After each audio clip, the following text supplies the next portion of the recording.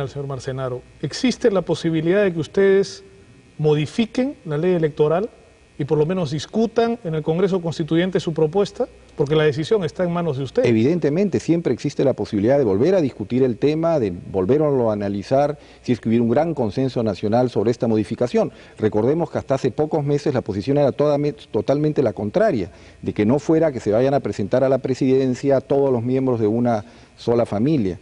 Y solamente para referirme al aspecto personal, quiero recordar que en todas las familias se dan las crisis y que las crisis son las que permiten el crecimiento de las familias. Por lo tanto, gracias a Dios, también aquí existe una crisis que va a permitir el crecimiento de la familia del señor presidente de la República. Y recordemos también, cuando se ejerce el poder y ese tipo de cargos, desgraciadamente, las personas se sienten muy solas porque tienen muchas veces, por razones de responsabilidades, alejarse de la familia. Y es necesario que todos comprendan y colaboremos en este tipo de situaciones porque esto es necesario por el bien de todo el país. Muchas gracias, señor Marcenaro. Nosotros regresamos con Woodstock. Grado de la ley electoral recién publicado en el diario El Peruano y las encuestas ya empiezan a pronunciarse. Por ejemplo, una que figura en el diario Gestión dice así: ¿está usted de acuerdo o en desacuerdo con la ley que prohíbe a los parientes del presidente postular a la presidencia o vicepresidencia o al Congreso?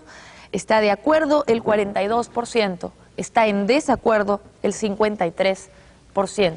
Cifras que me contaba el congresista Marcenaro, que ya está aquí con nosotros, que varían según las encuestas y según los días. Pero aquí vamos a conversar con él. Muy buenos días, congresista. Muy buenos días. ¿Cómo está? Me decía que usted ha visto una encuesta que dice otras cifras, ¿verdad? Así es. Lo cual demuestra lo que queremos justamente dar a entender, que este es un tema que está en discusión, que la gente definitivamente no se pone de acuerdo. Y vamos a tratar de tocarlo en orden. Primero, el conflicto lo ha causado la propuesta de ley electoral. Lo primero que dijo el Congreso fue que no lo iban a revisar. ¿Mantienen esa posición? Sí, nosotros lo que ha ocurrido es que en el pasado, en los últimos meses, se venía afirmando de que nosotros íbamos a modificar totalmente la ley que se iba a proponer y que esto iba a llevar a que se pretenda un fraude electoral.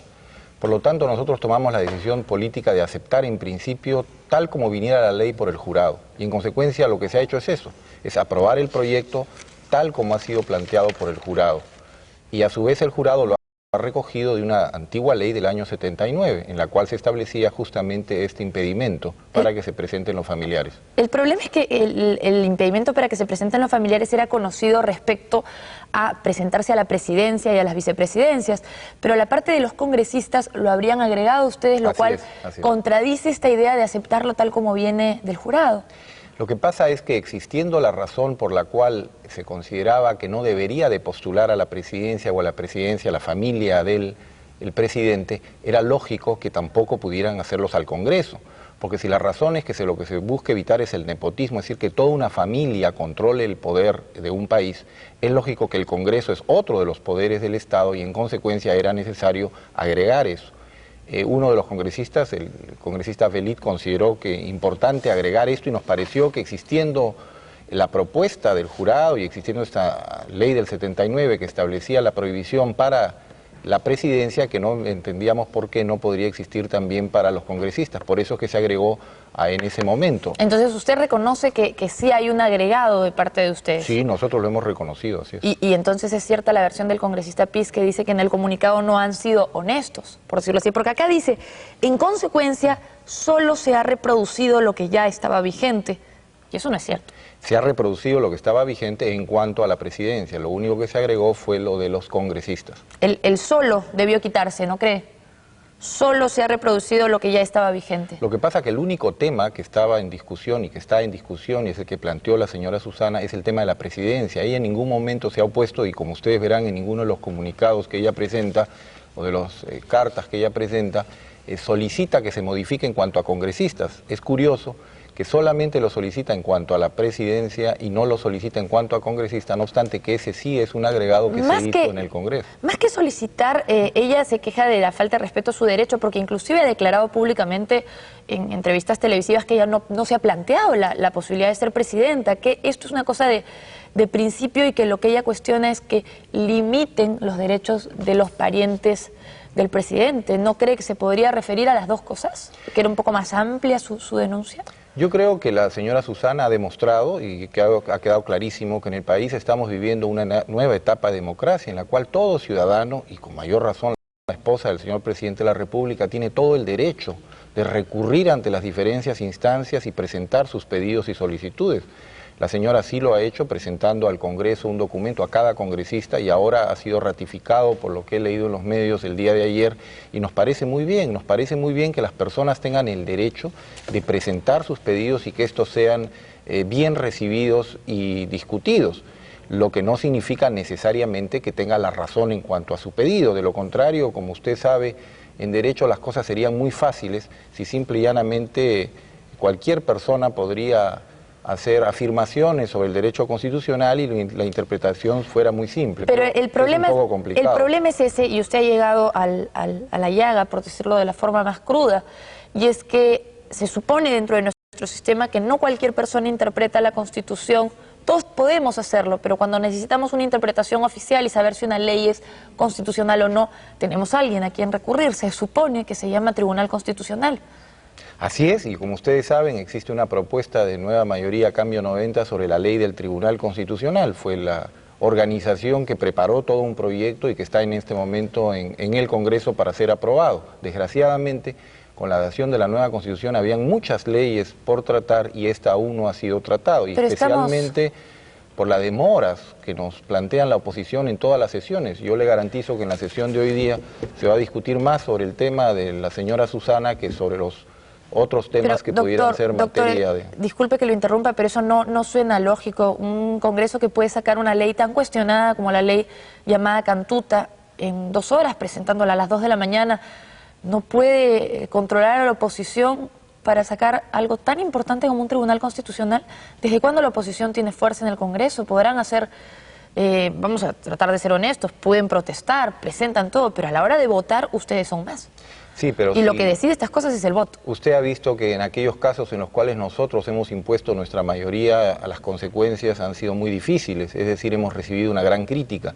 ¿La oposición entonces se ha opuesto a que ustedes creen el tribunal? De ninguna forma se ha opuesto, pero evidentemente las sesiones, los temas son producto del acuerdo del conjunto de los diferentes partidos políticos, en los cuales se establecen los temas que van a ser tratados. ¿Ustedes creen que, o usted cree que si usted le dijera a la oposición, creemos que el tribunal es uno de los temas más importantes en este momento porque la gente no tiene a dónde recurrir para reclamar sus derechos, la oposición le diría, no, eso no es importante? No, yo creo que sí, consideran que es muy importante y esperamos que sea puesto en la agenda en los días que vienen. En este momento, por ejemplo, ustedes saben que el PPC ha planteado que antes todo se debe tratar el tema del habeas data. Nosotros consideramos que es razonable el planteamiento y posiblemente ese va a ser uno de los temas a tratarse en primer lugar. Porque se considera que esa libertad que estaría en juego, que es la libertad de prensa, debe ser tratada en primer lugar, pero también no tengo la menor duda que inmediatamente después debe tratarse el tema del Tribunal Constitucional. ¿Usted qué cree realmente? ¿Que debe tratarse primero una libertad o el problema de todas las libertades de todos los peruanos que no tienen dónde ir? ¿Qué es el problema del tribunal? Vamos a comparar el habeas data con el problema del tribunal. Yo considero que en forma personal que el tribunal es uno de los temas más importantes que tenemos en este momento. Pero ¿Su bancada cree que comparta su idea? No lo he conversado con ellos, pero sí pienso que es necesario que todos nos pongamos de acuerdo sobre las agendas para evitar los problemas que han habido en el pasado, en el cual ha habido una crítica de parte de la oposición porque se han impuesto determinados temas sobre los cuales ellos no estaban de acuerdo. Sería importante que en este tema se pusieran de acuerdo porque además da la impresión de que no van a estar tan en desacuerdo como usted lo ha planteado en este momento. Regresando al tema específico de la ley electoral, el congresista Torres y Torres Lara habría dejado entrever que a pesar de la negativa inicial a revisar esta ley, de la declaración inicial, esto es constitucional y no hay nada que mirar, estarían dispuestos a volverlo a mirar. Sobre este punto, ¿lo van a volver a mirar?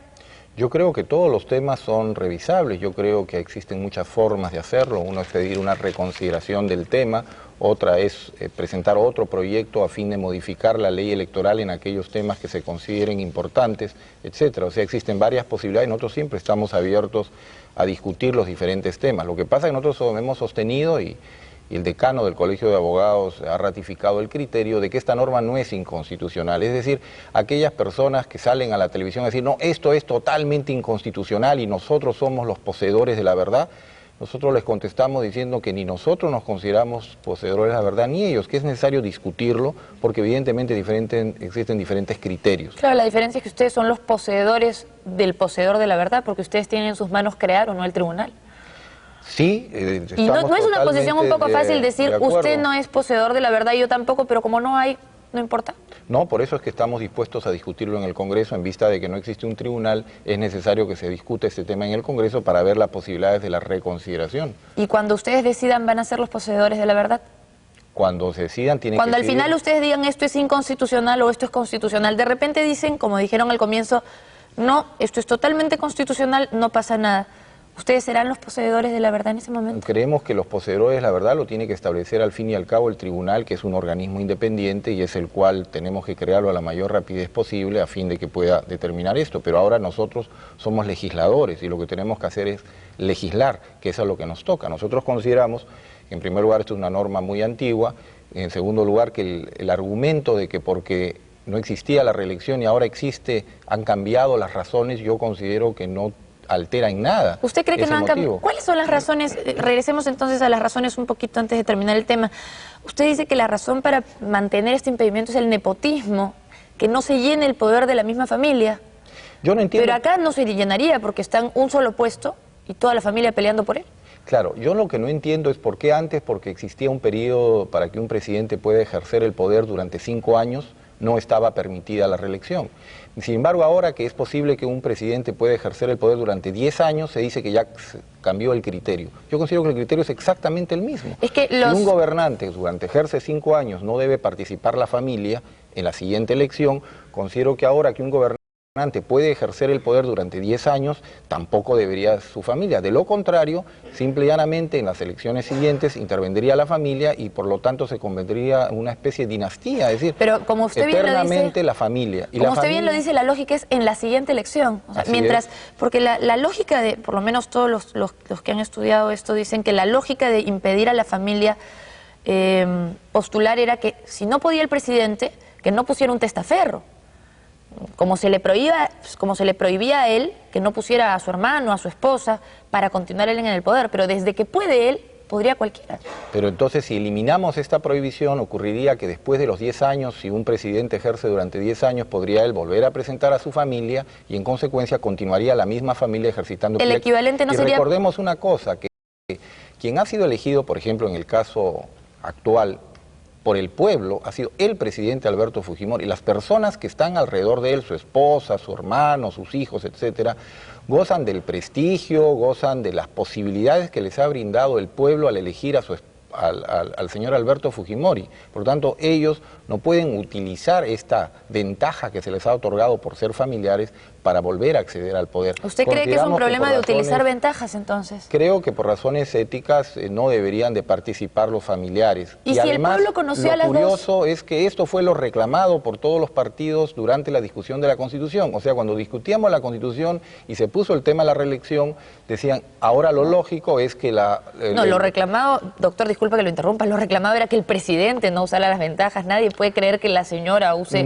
las ventajas, ni siquiera usa la casa. En los argumentos que se empleaban se decían, y después en el periodo libre, digamos, en el periodo en el cual no puede ser reelegido el presidente, podrá intervenir la esposa, los hijos, hasta mencionaban los nombres de las personas, y eso evidentemente sería un abuso. Quizá no sería entonces la lógica... Para eso se ha puesto esta limitación. La lógica no sería entonces prohibir a los familiares postular luego del periodo de reelección, es decir, a partir de los 10 años, porque la lógica era esta: si el presidente no puede, los familiares no pueden. Entonces, cuando él ya no pueda, que los familiares tampoco puedan. Quizás es una opción. Podría hacerse una modificación futura en la Constitución. Desgraciadamente en este momento no se ha hecho la distinción y creemos que es mucho más sano impedir que participe la familia en este tipo de procesos. Y especialmente nosotros queremos pensar en que la esposa del presidente tiene una labor fundamental, que no debe participar como congresista o con otros cargos por cuanto, como usted sabe, la esposa del presidente tiene un deber muy especial con los niños y con las mujeres desprotegidas del país y por lo tanto creemos que esa es una misión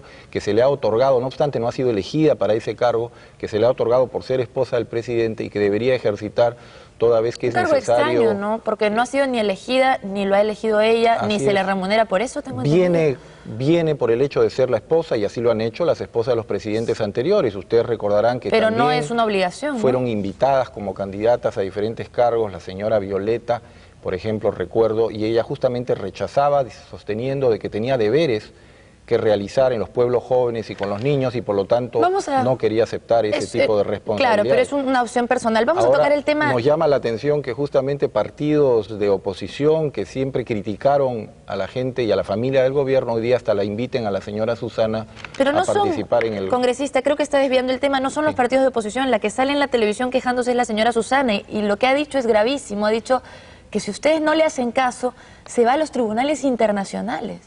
¿Usted qué opina de eso? ¿Se imagina la esposa del presidente yendo a un tribunal internacional diciendo que en el país donde su esposo gobierna no se respetan sus derechos?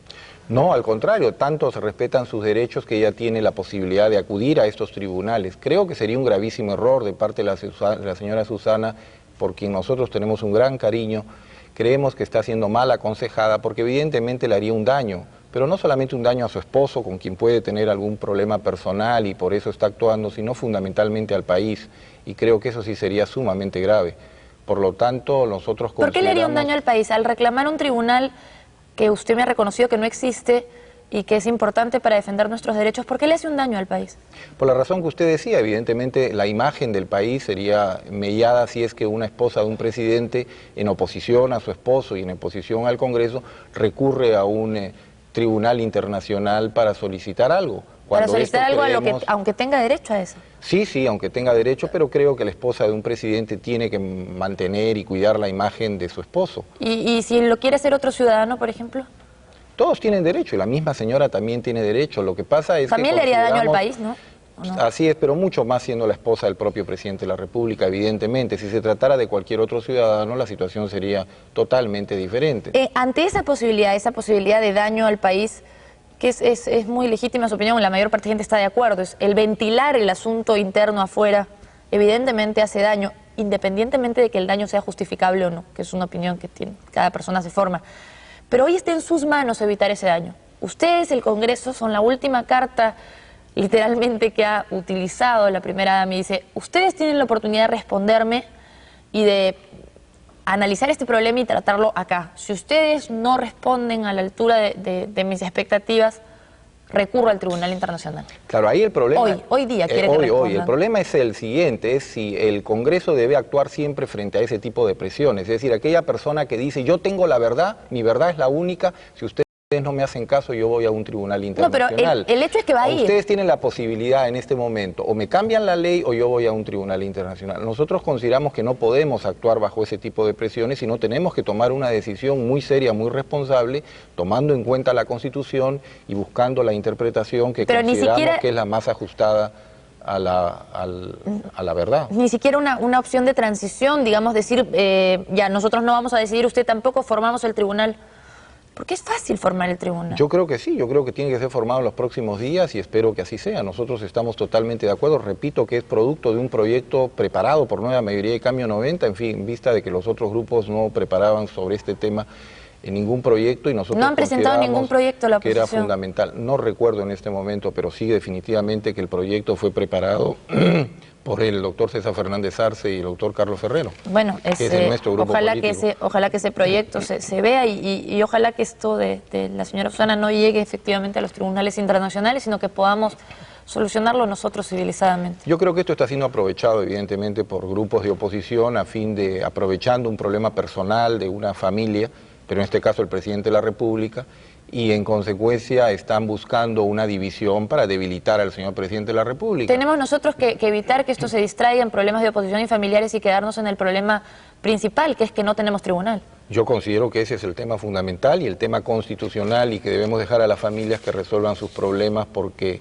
como yo siempre he pensado, las crisis ayudan a las familias también. Es necesario para que las personas crezcan y para que las familias se puedan desarrollar, que existan crisis. Es decir, las relaciones de pareja requieren ciertas crisis para crecer. Por lo tanto, si nosotros canalizamos bien esta crisis aparentemente familiar, evidentemente puede esto fortalecer la sociedad conyugal y la unión que existe en la pareja presidencial, pero para eso todos deberíamos de colaborar y contribuir. Efectivamente, contribuyamos dejando que las parejas respondan y resuelvan sus propios problemas. Le agradecemos su presencia acá en el programa, aclarándonos el tema legal y constitucional.